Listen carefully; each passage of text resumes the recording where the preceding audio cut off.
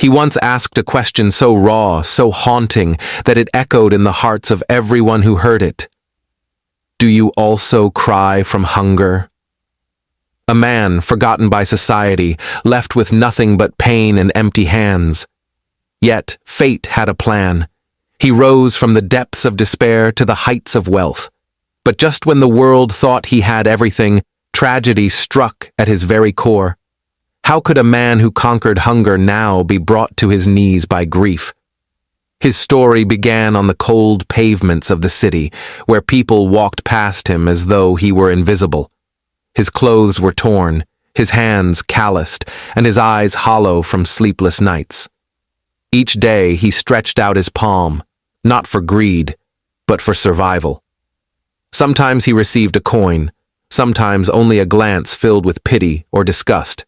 But one thing never changed: the hunger in his stomach and the hunger in his child's eyes. His son was his only reason to endure the humiliation.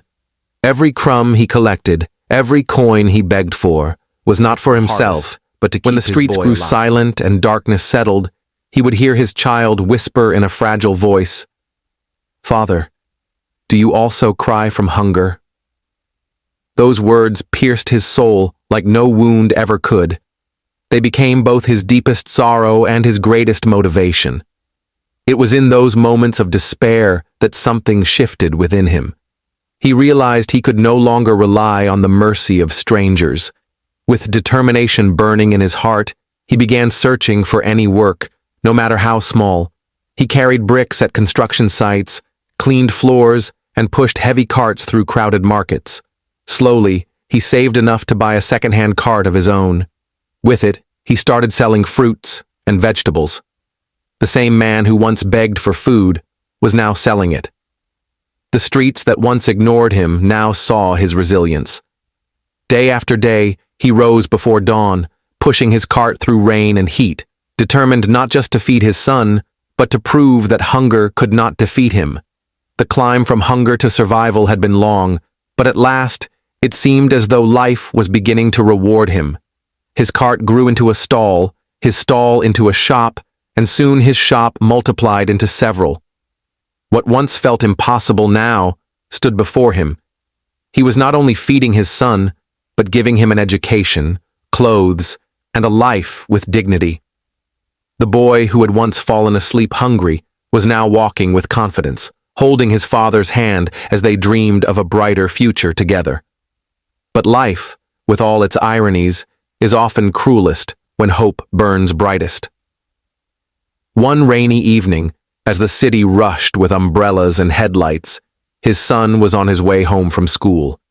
The boy had grown into a young man, full of promise, carrying his father's vision for tomorrow.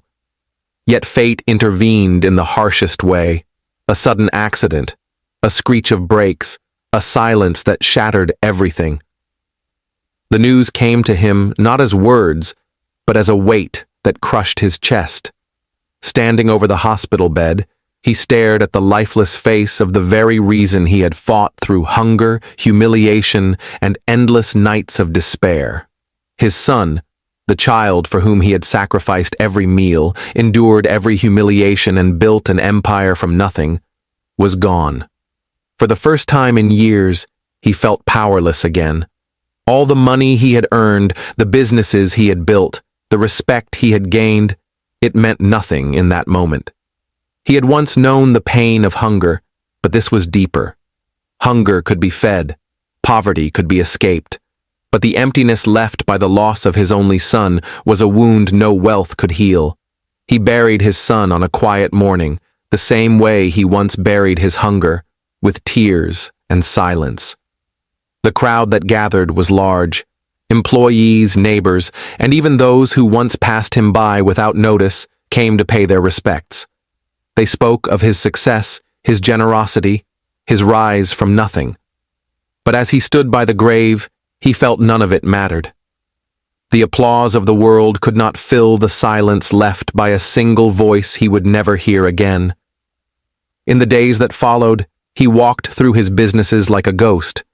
The shelves were full, the cash drawers heavy, but his heart was empty.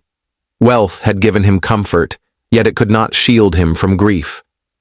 Still, as time moved forward, he began to see his son's presence in everything, the lessons he had taught him, the values they had shared. His son's memory became his strength, not his weakness. He started foundations for children who went hungry, ensuring that no father would have to hear the cries that once haunted him. Do you also cry from hunger? He funded schools, shelters, and programs for those who had been forgotten, because he knew their pain. His wealth, born from suffering, became a tool to heal the suffering of others. And though every night he returned to an empty home, he carried with him the belief that his son's life was not in vain. The boy's absence had carved an unhealable wound, but it also gave birth to a legacy of compassion. He realized that the true measure of success was not the money in his hands, but the lives he could touch with it. He had been a beggar. He became a millionaire, but in the end, he was something greater, a man whose pain turned into purpose. And as his story spread, it left the world with a haunting question, one that still demands an answer. How many more must cry from hunger before we finally listen?